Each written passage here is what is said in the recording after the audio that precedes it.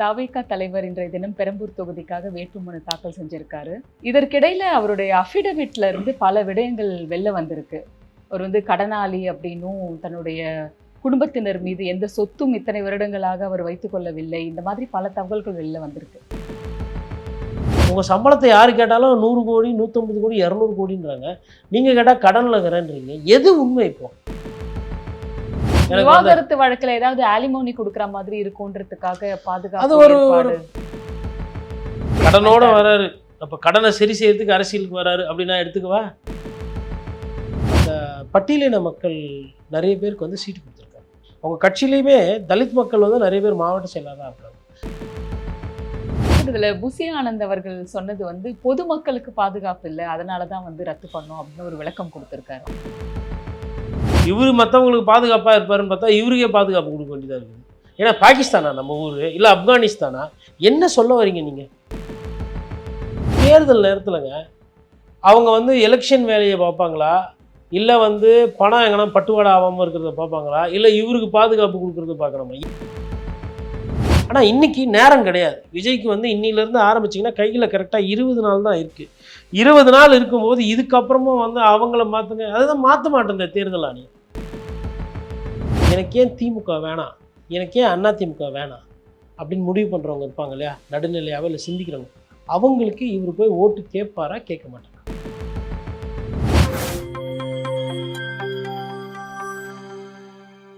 நியூஸ்பிக்ஸ் India நேயர்களுக்கு வணக்கம். நம்முடைய நேர்காணலில் இணைந்திருக்கிறார் மூத்த பத்திரிகையாளர் திரு கோட்டீஸ்வரன் அவர்கள். சார் வணக்கம். சார் வணக்கம். நேயர்களுக்கு அன்பு வணக்கம். தவிக தலைவர் இன்றைய தினம் பெரம்பூர் தொகுதிக்காக வேட்புமனு தாக்கல் செஞ்சிருக்காரு. அங்கே டிராஃபிக் அப்படியே ஸ்தம்பிச்சிருச்சு அப்படின்னாங்க, பயங்கர கூட்டம். இதை தவிர்த்து அவர் பிரச்சாரத்தையும் ரத்து பண்ணியிருக்காரு. இதற்கிடையில அவருடைய அஃபிடவிட்ல இருந்து பல விடயங்கள் வெளில வந்திருக்கு. அவர் கடனாளி அப்படின்னும், தன்னுடைய குடும்பத்தினர் மீது எந்த சொத்தும் இத்தனை வருடங்களாக அவர் வைத்துக் கொள்ளவில்லை. இந்த மாதிரி பல தகவல்கள் வெளில வந்திருக்கு. இதை பற்றின உங்களுடைய பார்வை? முதல் விஜய் சாருக்கு வாழ்த்துக்கள்.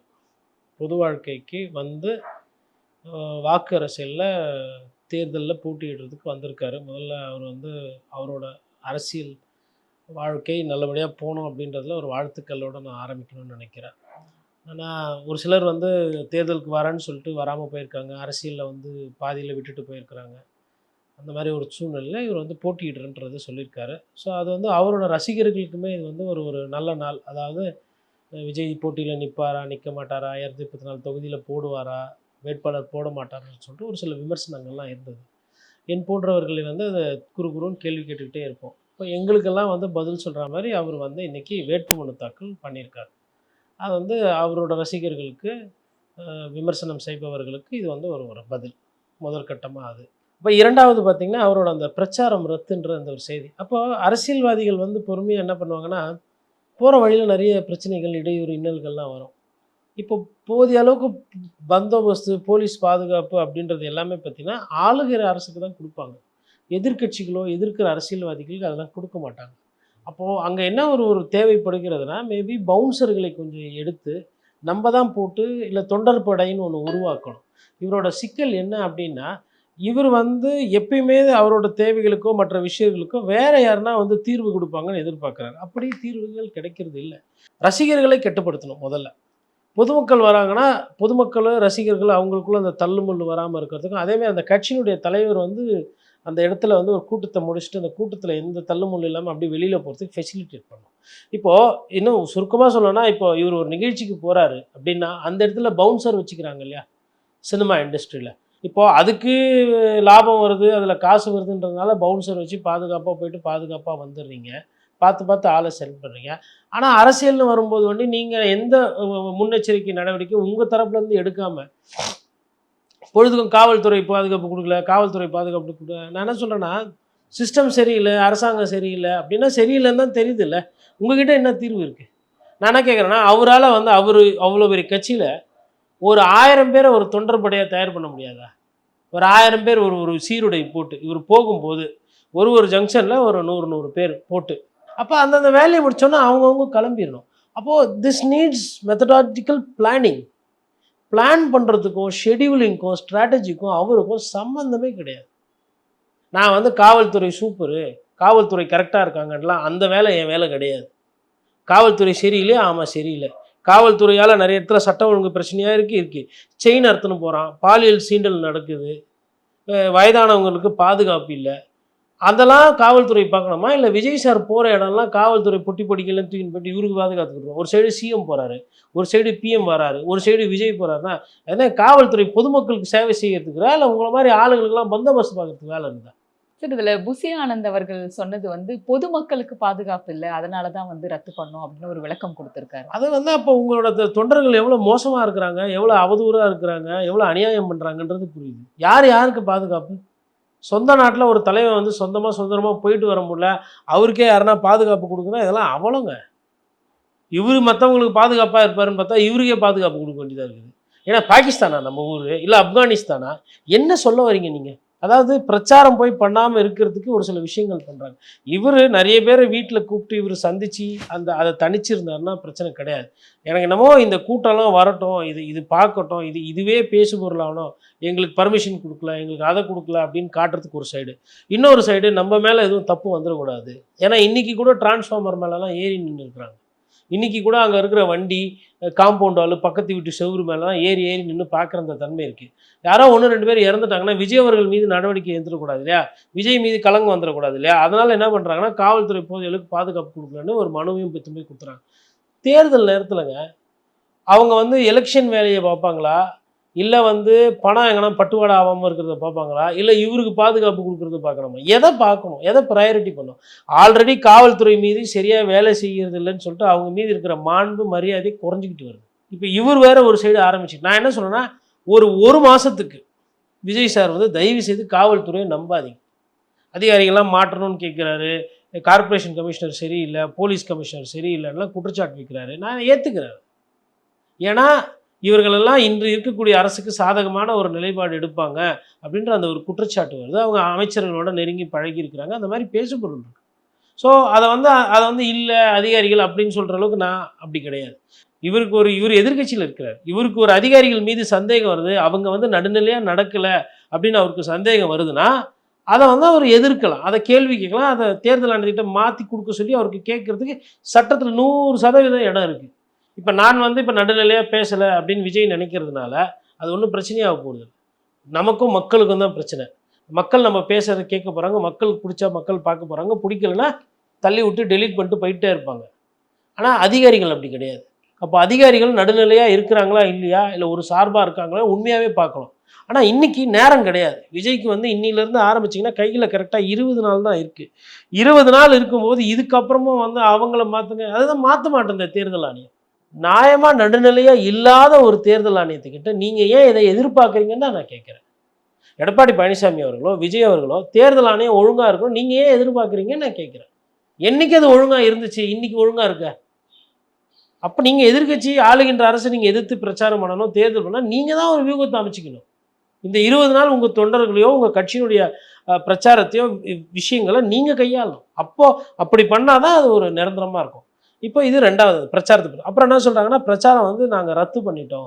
இப்போ நேரம் இல்லாத நேரத்தில் வந்து இவர் வந்து பிரச்சாரத்தை வந்து கொஞ்சம் முன்கூட்டியே ஆரம்பிச்சிட்டோம், இந்த சிக்கல் எல்லாம் இவருக்கு வரும்ன்றதை நம்ம ஃபர்ஸ்ட் வந்து அது நீங்கள் உண்மையிலே கவலைப்படுற மாதிரி தெரியுது சார். இல்லைங்க, அவர் வந்து ஜனங்களை போய் பார்க்கறதுக்கு வாய்ப்பு கிடையாதுங்க, வாய்ப்பு குறை. இது வந்து விஜயும் காவல்துறையும் சேர்ந்து இந்த வேலையை பண்ணுறாங்களான்னு கூட எனக்கு தெரியல. ஜனநாயக நாட்டில் வந்து ஒரு வேட்பாளர் வந்து ஜனங்களை போய் சந்திக்கணும், தெருவாக போகணும், பார்க்கணும். அப்போ இந்த கூட்டம் சேருது அப்படின்னா இந்த கூட்டம் சேர விடாமல் இருக்கிறதுக்கு விஜய் எந்த முயற்சியுமே எடுக்க மாட்டாரு. விஜய் அதை ரசிக்கிறாரு, தேர்தல் ஆணையம் அதை வேடிக்கை பார்க்குது. அப்போ எனக்கு என்னன்னா இன்னொரு சம்பவம் கரூர் மாதிரி நடக்கிறதுக்கு வாய்ப்பு இருக்குன்றது என்னோட பிரச்சனை. அந்த பயத்துல தான் இன்னைக்கு ரத்து பண்ணிட்டாங்களோ பிரச்சாரத்தை? அந்த பயத்தில் ரத்து பண்ணியிருந்தா சந்தோஷம். பட் ஆனால் அங்கே ஜனநாயக கடமையை வந்து ஆற்ற முடியல இல்லை. விஜய்ன்றவர் எல்லாரையும் போய் பார்க்கணும் இல்லையா? அப்போ விஜய் வந்து ஒரு லெவல் பிளேயிங் ஃபீல்டுன்னா என்ன? விஜயும் அதுக்கு தயாராக இல்லை. எனக்கு விஜய் மீதும் சந்தேகம் வருது, தேர்தல் ஆணையத்தின் மீதும் சந்தேகம் வருது. போய் மக்களை கூட சந்திக்க முடியல. நாளைக்கு நான் என்ன கேட்குறேன்னா, சரிங்க தாவேக்காவோட ஒரு நிர்வாகி மாதிரி நான் என்ன அவங்க பார்வையிலேருந்து நான் சிந்திக்கிறேன். இல்லை நான் இப்போனா நாளைக்கு விஜய் முதல்வர் ஆகிட்டா ஜனங்களை அவர் பார்க்க வருவாரா வரமாட்டா? ஃபஸ்ட்டு சார் அவரே சொன்னாரே சார், நான் முதல்வர் ஆனதுக்கு அப்புறம் கிராமமாக வரேன். ஏங்க நீங்கள் கொஞ்சம் யதார்த்தத்தை யோசிக்க வேண்டியதாக இருக்குது. இப்போ இன்றைக்கே வந்து பார்க்க முடியல, கொள்ள முடியல. நாளைக்கு நீங்கள் முதலமைச்சர் ஆகிட்டோன்னே இப்போ இன்றைக்கி வந்து பனையூர் வீடு கேட்டு வந்து பார்க்கலாம். நாளைக்கு நீங்கள் முதலமைச்சர் ஆகிட்டீங்கன்னா பனையூர் கேட்டை வந்து நான் முறைச்சி பார்க்குறேன், இல்லை அங்கே நிற்கிறேன், இல்லை அங்கேருந்து ஒரு செல்ஃபி எடுக்கிறேன்னா காவல்துறை என்னை பிடிச்சி ஜெயிலில் போட்டு விசாரிப்பாங்க. எதுக்கு நீ அங்கே வந்த? High security area. அவங்க அதுக்கு என்ன பேர் சொல்லுவாங்க? இன்றைக்கி அவர் வெறும் விஐபி, நாளைக்கு VVIP plus high security area. அப்போ சாமானியனுக்கும் விஜய்க்கும் அந்த தொடர்பே இல்லாமல் போகுது. இன்றைக்குமே இல்லை, நாளைக்குமே இல்லை. இதுதானே யதார்த்தம். அப்போ ஏன் உண்மைக்கு புறம்பா நான் கிராமமாக வருவேன்னு பொய் சொல்கிறீங்க விஜய்? இன்னைக்கு ஓட்டு கேட்க சொந்த பெரம்பூர்லேயே உங்களால் ஒரு சாதாரணமான ஒரு ஆளாக போக முடியல, வர முடியல. இப்போ நீங்கள் இன்னும் அரசியல்வாதியாக மாறலையா? இன்னும் நீங்கள் வந்து ஒரு நட்சத்திரமாக ஒரு நடிகராக தான் இருக்கீங்களா? எப்போ நீங்கள் அரசியல்வாதியாக மாறுவீங்க? எப்போ அவங்கள அரசியல் படுத்த போகிறீங்க? எப்போ ஒரு ஒரு ஒரு சாதாரண ஒரு அரசியல்வாதியாக மாறி மக்களோட குறைகள் கேட்குற மாதிரியோ, இல்லை மக்களோட நலன்கள், இல்லை மக்களை சந்திக்கிற அந்த இடத்துக்கு நீங்கள் எப்போ வர போகிறீங்க? இப்போ இல்லைன்னா எப்போ?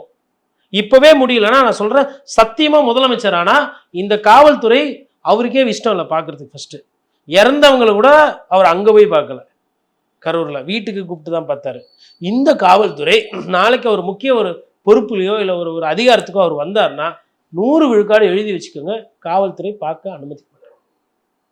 அமைச்சர் நான் சொல்கிறது குறைந்தபட்சம் நீங்கள் போனீங்கன்னா அந்த கிரீன்வேஸ் ரோடு இருக்குது, பார்க்கணுங்க அப்படின்னா அப்பாயின்மெண்ட் இருக்கான்னு கேட்பாங்க. இல்லைன்னா பார்க்க முடியாது, உள்ளே விட மாட்டாங்க. பத்திரிகையாளருக்குமே அந்த மாதிரி வரும். அதுக்கப்புறம் சொல்லி கிள்ளி பார்த்தா அப்புறம் அவங்க மெசேஜ் சொன்னால் தான் பார்ப்பாங்க. சரி, அப்போ பொதுமக்களை பார்க்குறதே இல்லைன்னா பார்க்க அனுமதிப்பாங்க. 1 மணி நேரம் 1/2 மணி நேரம் காலையில். நிறைய பேர் சாயந்தரம்லாம் யாரும் பார்க்குறது இல்லைங்க, காலையில் தான் பார்ப்பாங்க. இல்லைனா நீங்கள் அங்கே போனீங்கன்னா இங்கெல்லாம் வரக்கூடாது, செக்ரட்டரியேட் போங்கன்னுவாங்க. செக்ரட்டரியேட் போனால் இங்கெல்லாம் வரக்கூடாது, நீங்கள் எம்எல்ஏ ஆஃபீஸ் போய் பாருங்கன்னுவாங்க. நீங்கள் எம்எல்ஏ ஆஃபீஸ் போனால் இப்போ தான் ஒரு செக்ரட்டரியேட் போனாருவாங்க திருப்பி. இது வந்து யதார்த்தமாக எல்லா ஆட்சி காலத்துலையும் எல்லா பெரிய முக்கிய நபர்களுக்கும் இருக்கிற ஒரு பிரச்சனை. தேர்தல் நேரத்தில் தான் எல்லாத்தையும் கைட்டி வச்சுட்டு ஜனங்களோட ஜனங்களாக பழகிற நேரம். அந்த நேரத்தில் கூட இப்படியெல்லாம் சிக்கல்கள் வருதுன்னா எனக்கு அது புரியல. விஜயும் அதுக்கு தீர்வு கொடுக்க மாட்டேன்றாரு, காவல்துறையும் அதுக்கு தீர்வு கொடுக்க மாட்டேங்குது, அந்த தொண்டர்களும் ஒத்துழைக்க மாட்டேன்றாங்க. இப்போ இது இந்த பஞ்சாயத்து எப்போ முடியும்? கூட இன்னைக்கு சுற்றி வராங்க இல்லையா, அவங்கெல்லாம் தாவேக்கு தான் ஓட்டு போட போகிறாங்க, அதில் டவுட்டு கிடையாது. 100 விழுக்காடு தாவேக்கு தான்.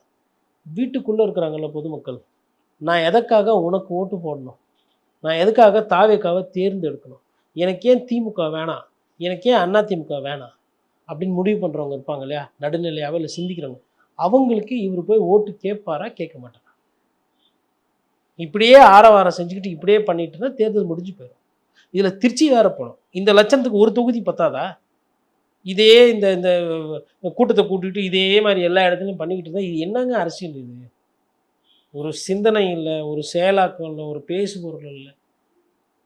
இப்போது இந்த பிரச்சனை நம்மளை பார்க்குறதுக்கு இவ்வளோ கூட்டம் வராங்கன்னா இவர் என்ன பண்ணால் அந்த கூட்டத்தை குறைக்கிறதுக்கு இவர் தனிப்பட்ட நேரம் இருக்கு இல்லையா வீட்டில், அந்த நேரத்தில் இவர் நிறைய பேரை சந்தித்து இவர் கொஞ்சம் சாதாரணமான ஒரு ஆளாக மாறி இருக்கணும். மாறவே இல்லை, மாறுற எண்ணமும் இல்லை. அப்புறம் 3வதாக நீங்கள் கேட்ட அந்த விஷயம் வந்து அவரோட அஃபிடாவிட், அது இன்னும் மர்மமாக இருக்குங்க. ஒருத்தர் வந்து கிட்டத்தட்ட வந்து ஒரு 20 வருஷம் 25 வருஷமாக நடிச்சுக்கிட்டு இருக்கிறாரு, உச்சகட்ட நடிகர், கஷ்டப்பட்டு டான்ஸ் ஆடி பாட்டு பாடி சண்டை பயிற்சி எடுத்து இன்றைக்கி அவங்க அப்பாவோட நிறைய கஷ்டப்பட்டு ஒரு சந்திரசேகரன் ஐயாவோட அந்த பங்களிப்பு ரொம்ப அதிகமாக இருக்குது அவரோட வாழ்க்கையில்ன்றது யதார்த்தமான உண்மை. நான் ஆரம்ப கட்டத்தில் நிறைய பேர் அவருக்கு வந்து உதவி பண்ணியிருக்கிறாங்க. அவங்க ஐயா விஜயகாந்த் போன்றவர்கள்லாம் இவருக்கு படத்துலலாம் அவர் படத்தில் இவர் நடித்து காட்சியெல்லாம் பண்ணி கொடுத்தாரு. அதெல்லாம் தாண்டி இன்றைக்கி அவர் பெரிய ஸ்டார் ஆகிட்டார். என்ன சார் பண்ணியிருந்தீங்க நீங்கள்? பணம் கூட சம்பாதிக்காமல் நீங்கள் என்ன ஐயா வள்ளலாரா? இல்லை பட்டினத்தார் பத்திரகிரி மாரி எதனா வந்து கொட்டாங்குச்சி வச்சுக்கிட்டு எதுவுமே இல்லாமல் எதனா நீங்கள் வந்து ஆன்மீக வழியில் போனீங்களா? நீங்கள் ஃபேமஸ்ன்னு எல்லாருக்கும் தெரியும், உலகளவில் ஃபேமஸ்ன்றதை நான் ஒத்துக்கிறேன். உள்ளூர் தமிழர்கள் வந்து வெளியூர் தமிழர்கள்லாம் உங்களை பார்த்தா தெரியும். கடன்காரங்களாக இருக்கிறீங்கன்றீங்க. அப்போ என்ன? அப்போ நீங்கள் யார்? இப்போது பணமும் சம்பாதிக்கலையா? அப்போது கடனாளியா? அப்போ அது உண்மையா பொய்யா எனக்கு புரியல. விஜய் சார் 25 வருஷம் படத்தில் நடித்து கடனாளியாக இருக்கிறான்னா ஒருத்தன், எதுக்கு இப்போ இந்த சினிமா துறைக்கு எல்லாம் போகிறீங்க? என்னதான் நடக்குது அந்த துறையில்? உங்கள் சம்பளத்தை யார் கேட்டாலும் 100 கோடி 150 கோடி 200 கோடின்றாங்க, நீங்கள் கேட்டால் கடனில் இருக்கிறேன்றீங்க. எது உண்மை இப்போது? இல்லை வேறு எதனா நடக்குதா இந்த துறையில்? கருப்பு பணத்தை வெள்ளையாக்குறது, வெள்ளை பணத்தை கருப்பாக்குறது, என்னதான் இதில் யதார்த்தம் என் கண்ணுக்கு தெரியலையே. எவ்வளோ அரசியல்வாதிகள் அஃபிடாவிட்டை நான் பார்த்துருக்கேன், ஒரு பத்திரிகையாளரோ வழக்கறிஞராகவும். இது லிஸ்ட்லேயே இல்லைங்க. புரியாத புதிராக இருக்குது. தெரியல அவர் என்ன சொல்ல வராரு, என்ன பண்ணுறான்னு ஒன்றும் புரியல. சரி, இத்தனை வருட குடும்ப வாழ்க்கையில அவர் தன் மனைவி மீதும், தன்னுடைய குழந்தைகள் மீதும் எந்த சொத்துமே வாங்கல அப்படிங்கிறதும் அஃபிடவிட்ல இருக்கிறதா சொல்றாங்க. இது பெரிய அதிசயமாவும், ஆச்சரியமாவும் இருக்கு. தலையை போட்டு அப்படியே பிச்சிக்கணும் போல இருக்குங்க. நீங்க கேட்குறீங்க, எனக்கு என்ன பதில் சொல்றது தெரியல. உண்மையில ப்ராமிஸாவே வந்து எனக்கு பதில் வரல. என்னன்னா, சாதாரணமான ஒருத்தர் இருப்பாருங்க. அவர் ஒரு மாச சம்பளத்துக்கு வேலை பார்க்குறவரு. அவர் வந்து பெண் குழந்தை பெற்றிருந்தால், அவங்க வீட்டம்மா சொல்லுவாங்க, புள்ள வந்து வளர்றா, பெரிய மனுஷி ஆகப் போறா, நகை நட்டு சேர்த்து வைக்கணும், 4 காசு எடுத்து வைக்கணுன்றது நம்ம தமிழ் கலாச்சாரத்துல இருக்கிற எதார்த்தம். ஆனா விஜய் அவர்கள் அத கூட செய்யல. அவரோட அந்நியர் அதாவது ஒய்ஃப் மேல கோவம் இருக்கலாம். குழந்தைங்க மேல எதுவும் இல்லன்னா, என்ன சார் நீங்க? யாரோ வரவங்களுக்கு நான் எல்லாம் செய்வேன், கொல்லுவேன்றீங்க. சரி அட்லீஸ்ட் வந்து யார் பேர்லயும் இல்ல. இவர் பேர்ல வந்து ஒரு 200 கோடி, 300 கோடிக்கு சொத்து இருக்குது. இவ்வளோ நாள் கஷ்டப்பட்டாரு. ஒரு 300 கோடி வச்சிருக்காருன்னா கூட மேபி நாளைக்கு வந்து ஏதோ பார்த்து பண்ணுவாரு. இன்னைக்கு இல்ல. நாளைக்கு அவங்க பெருசா ஆகும்போது இப்போ இப்போ மகனே வராரு. சஞ்சய் வராரு. வந்துட்டு அப்பா எனக்கு இது மாரி வந்து ஒரு படம் பண்ண போறேன் நானு. எனக்கு ஃபர்ஸ்ட் படம் பண்ண அது அந்த அளவுக்கு போச்சு. அது அது ஆனா பத்தல அந்த வருமானம். அடுத்த படம் இன்னும் கொஞ்சம் நல்லா பண்ணணும். ப்ரொடியூசருக்கு சிக்கல்ன்றாரு. நீங்க கொஞ்சம் பார்த்து ஹெல்ப் பண்ணுங்கப்பா. தான் ஆடலாம் தான் செத ஆடும் அப்படின்னு நான் நம்புறேன். ஆயிரம் இருந்தாலும் மகன். சரிப்பா, அப்பா பார்த்துக்குறேன் போ. நீங்க சேர்ந்துருங்க, சேராம இருங்க சார். அது வேற விஷயம் சார். அவர சொந்த மகனா பார்க்க வேணாம். ஒரு ஒரு ஏதோ ஒரு ஒரு உதவின்னு கூட பண்ணலாம் இல்லையா? நீங்க கடனாளியா இருந்தா எப்படி சார் உதவி பண்ணுவீங்க? யாரு சார் நீங்க? நீங்க என்ன சொல்ல வரீங்க? எல்லாமே புரியாத புதிரா இருக்குதே உங்களுதுல. கம்ப்ளீட்டா டிஃபரண்ட் பெர்சனாலிட்டி. பவன் கல்யாணம் நடிகர் தான். பவன் கல்யாணம் அஃபிடவிட் போட்டாரு. யாருக்கும் இவ்வளோ குழப்பம்லாம் வரலங்க. அவரும் ஸ்டார் தான். பவன் கல்யாண் வந்து நீங்க வந்து ஓகே மேபி விஜய் அளவுக்கு இல்லைனாலும் விஜய்ல வந்து ஒரு 30% 40% அவருக்கு அங்கே கூட்டம் கூடுது. இன்னொன்று ஆந்திரால வந்து தெலுங்கானாலாம் எப்படின்னா தமிழ்நாட்டை விட இன்னும் மோசமான ஃபேன்ஸு. எப்படின்னா அங்கே இருக்கிற ஹீரோலாம் காரை தூக்கி போட்டுருவாங்க சண்டை நடக்கும்போது. அவ்வளோ பயங்கரமாக இருப்பாங்க. அவங்களோட சண்டை காட்சிகள்லாம் பார்த்தீங்கன்னா நமக்கே பயமாக இருக்கும். அதில் எந்த லாஜிக்குமே இருக்காது. 500 பேர் தூக்கி போட்டு மிதிப்பாங்க ஒரு ஆள். ஆனால் அதுக்கே கை தட்டுவாங்க. அந்த மாதிரி ஒரு ரசிகர் கூட்டம் அங்கே இருக்குங்க. அந்த ஊரில் கூட அவங்க அரசியல்வாதிகள் அஃபிடவிட்லாம் போடும்போது இது மாதிரி இல்லை. சிரஞ்சீவியும் அஃபிடவிட் ஃபைல் பண்ணார். இது மாதிரி ஒரு அஃபிடவிட்டை யாரும் பார்க்கல. சிரஞ்சீவி கடனாளியா இல்லையே. பவன் கல்யாண் கடனாளியா இல்லையே தேர்தலுக்கு வரும்போது. எப்படி இவ்வளோ இப்போ நம்ம தமிழ் இண்டஸ்ட்ரியை பற்றி மட்டமாக நினைக்க மாட்டாங்க. என்னப்பா 20 வருஷமாக நடந்துக்கிறாரு கடனாளின்றாங்களே அப்படின்னு. எனக்கு அதாவது புரியல. உச்சத்துல பணம் எல்லாத்தையும் விட்டுட்டு நான் அரசியலுக்கு வந்திருக்கேன் அப்படின்னு சொல்லும்போது, இது ஒரு கான்ட்ரடிக்டரி கடனோட ஸ்டேட்மெண்ட்டா இருக்கு. வராரு. அப்போ கடனை சரி செய்யறதுக்கு அரசியலுக்கு வராரு அப்படி நான் எடுத்துக்கவா? ஏன்னா அரசியல் போனால் அதாவது இப்போ சினிமாலேருந்தே சம்பாதிக்க முடியல. அரசியல்வாதிகள் பெரும் பணக்காரர்களாக இருக்கிறாங்க. அவங்க பேரில் இருக்காது, ஆனால் பினாமி பேரில் இருக்கும். மேபி அதுக்கு வேசனா ஆசைப்பட்டு வரீங்களா? இல்லை அதையாச்சும் சொல்லுங்க. எனக்கு வந்து விவாகரத்து வழக்குல ஏதாவது ஆலிமோனி குடுக்குற மாதிரி இருக்குன்றதுக்காக அது பாதுகாப்பு ஒரு ஒரு ஏற்பாடு. கரெக்டான கேள்வி நீங்கள் கேட்டது. பாசிபிலிட்டிஸ் இருக்குது. ஏன்னா ஏன் இப்போ கோர்ட்டில் போயிட்டு நானே கணக்கான ஐயா நான் என்ன ஐயா கொடுக்குறது? இல்லை நீங்கள் உச்சக்கட்ட நடிகர் இதை பாருங்கள் பேப்பரு. இது எங்கே இந்த தேர்தலுக்கு இதுதான் ஐயா கொடுத்தேன். பாருங்கள் என் பேரில் எதுவுமே இல்லை. கடன் தான் இருக்குது. கடனில் எப்படி நான் பங்கு கொடுக்க முடியும்? பாவம் இல்லையா? அப்படின்னு கூட வாதம் பண்ணலாம். அந்த மாதிரி எதனா அல்பத்தனமான விவகாரங்களுக்கு இதெல்லாம் குறைச்சி மதிப்பிட்டாங்களா எனக்கு என்னன்னு தெரியல. சார், விஜய் அவர்களுடைய வேட்பாளர்கள் ம். அவங்களுக்கு யாருக்கெல்லாம் வெற்றி வாய்ப்பு இருக்கலாம் அப்படின்னு நீங்க யோசிக்கிறீங்க? விஜய் ஸ்டார் அவர்கள் வேட்பாளர்கள் மாத்திரம் ஸ்டார் இல்ல. வேட்பாளர்கள்லாம் இருக்கிறாங்க. ஒரு ஒரு 7-8 பேர் நம்ம சொல்லலாம். அவங்களோட நட்சத்திர வேட்பாளர்கள். உதாரணத்துக்கு வந்து தாவேகா தலைவர் விஜய் அவர்களே மிகப்பெரிய நட்சத்திர வேட்பாளர். ஆதவர்ஜுனா ஒரு நட்சத்திர வேட்பாளர். ராஜ்மோகன் ஒரு நட்சத்திர வேட்பாளர். அதுக்கப்புறம் அருண்ராஜ், அப்புறம் ஐயா புசியானது டி நகரில். அதுக்கப்புறமா பார்த்தீங்கன்னா செங்கோட்டையன் அவர்கள். அது மாதிரி இன்னும் ஒரு ஒரு 2-3 பேர் கூட அந்த லிஸ்ட்டில் நீங்கள் சேர்க்கலாம். ஸ்டார் வேட்பாளர் பார்த்தா ஒரு ஒரு 10 பேர் வருவாங்க. முக்கிய வேட்பாளர்கள்லாம் மாற்றுக் கட்சியிலேருந்து வந்திருக்கிறாங்க ஒரு 4-5 பேர். அவங்களுக்கு வந்து அந்த ஊரில் கொஞ்சம் கொஞ்சம் செல்வாக்கு இருக்கும். இந்த ஊரில் செல்வாக்கு இருக்கும்பொழுது அவங்க வந்து ஒரு விசில் சின்னத்தில் நிற்கிறாங்களோ அவங்களும் கொஞ்சம் கணிசமான வாக்கள் வராங்க. இப்போது எப்படி நீங்கள் கூட்டி கழிச்சு பார்த்தீங்கன்னாலும் சரி, பின்னாடி இருந்து முன்னாடி, முன்னாடி இருந்து பின்னாடி சரி, ஒரு 15 பேருக்கு மேலே அவங்களுக்கு வந்து அந்த நட்சத்திர வேட்பாளர் கிடையாதுன்றது என்னோட புரியுது. சரி, இப்போ இது அதிமுகவோட ஒப்பிடும்போது அதிமுகவில் நட்சத்திர வேட்பாளர்கள், நட்சத்திர பேச்சாளர்கள் பிரிக்கலாம். பேச்சாளர்கள் கொஞ்சம் வெளியிலேருந்து நடிகர்கள் இல்லை முக்கியமாக நல்லா பேசக்கூடியவங்களெல்லாம் கொண்டு வருவாங்க. பட் ஆனால் அவங்கள பொறுத்தவரைலாம் அவங்களோட 40% டு 40லேருந்து 50 பேர் நட்சத்திர வேட்பாளர்களாக வரும். அதாவது நட்சத்திர வேட்பாளர்னா என்ன அர்த்தம்னா, they are not just stars but they will win. பாலிடிக்ஸில் they are star. Not in terms of cinema மாதிரி நட்சத்திரம் கிடையாது. இப்போ விஜயபாஸ்கர்னா விராலிமலை, திருச்சினா நேரு, அது மாதிரி அந்த நட்சத்திரம் ஈரோடு போனீங்கன்னா உங்களுக்கு ஈரோடு முத்துசாமி அவர்கள், செங்கோட்டையன் இருக்கிறாரு. அந்த மாதிரி ஒவ்வொரு மாவட்டத்தில் பார்த்தீங்கன்னா நிறைய வரும். இந்த லிஸ்ட்டு பார்த்தீங்கன்னா 80 பேர்கிட்ட போயிடும். திமுகவும் அதிமுகவும் சரி. தாவேக்கால வந்து அவங்களுக்கு சராசரி 40 நட்சத்திர வேட்பாளர். இவங்களுக்கு மொத்தமாக வந்து ஒரு சராசரியாக ஒரு 15 வரும். 15ன்றது கொஞ்சம் அதிகம். மேபி அது குறையல் மொத்தத்துக்கு. ஏன்னா நிறைய பேர் வந்து பாவம் முன்பின் அனுபவம் இல்லாதவர்கள், ஏழை பாழைகள். அப்புறம் இன்னொரு நல்ல விஷயம் தாவேக்கால என்னன்னு பார்த்தீங்கன்னா, அந்த பட்டியலின மக்கள் நிறைய பேருக்கு வந்து சீட்டு கொடுத்துருக்காரு. அவங்க கட்சியிலையுமே தலித் மக்கள் வந்து நிறைய பேர் மாவட்ட செயலாளராக இருக்காங்க. அந்த மாவட்ட செயலாளர்களுக்கு ரிசர்வ் சீட்டில் நிறைய சீட்டு கொடுத்துருக்காங்க. இப்போ திமுக கிட்டேயும் அதிமுக கிட்டேயும் இல்லாத ஒரு நல்ல விஷயம் தாவேக்கால என்ன இருக்குன்னா, தாவேக்காவோட டிஸ்ட்ரிக்ட் செக்ரட்டரிஸ் நிறைய பேர் வந்து தலித் பாப்புலேஷன்ஸ், தலித் பீப்புள். அதே மாதிரி ரிசர்வ் சீட்டில் வந்து மாவட்ட செயலாளரே தாவேக்கால நிற்கிறாங்க. அது வந்து ஒரு ஒரு நல்ல ஒரு அந்த கட்சிக்கு ஒரு முக்கியத்துவமாக பார்க்குறேன். முந்தைய காலகட்டத்தில் பார்த்தீங்கன்னா விசிகால இந்த மாதிரி ஒரு ஒரு முன் உதாரணங்கள் நீங்கள் பார்க்க முடியும். எளியவர்களுக்கு உண்டான அரசியல் அப்படின்னு. அந்த ஆப்ஷனை வந்து இன்னைக்கு விஜயுமே வந்து தராரு. பல தகவல்கள் பகிர்ந்துக்கிட்டீங்க சார். நன்றி. வணக்கம். நன்றி.